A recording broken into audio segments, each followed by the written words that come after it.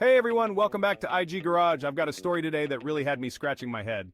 So, the other day, one of my close friends called me in a panic. His car was acting up big time. He mentioned that the engine was running rough, and the check engine light had come on. Of course, I told him to bring it over so we could figure it out together. We plugged in the OBD2 scanner, and up popped the P0088 code. Let me tell you what that code means and how we got his car running smoothly again. The P0088 code stands for Fuel Rail System Pressure Too High. This code means that the fuel pressure in the rail is higher than what the engine's computer expects.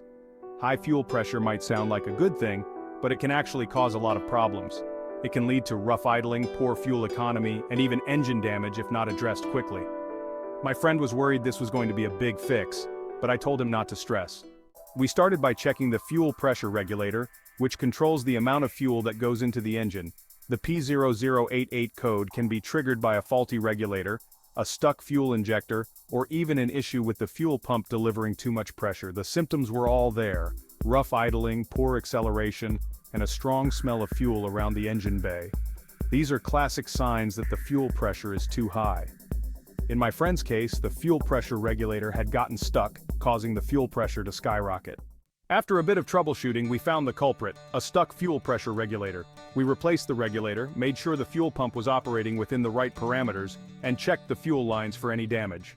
Once we had everything back together, we cleared the code with the OBD2 scanner and took the car out for a test drive.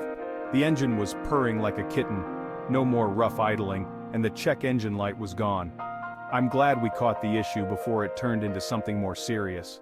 If you ever see a P0088 code, don't wait. Check your fuel pressure regulator, pump, and lines as soon as possible. High fuel pressure can lead to bigger problems if not taken care of quickly.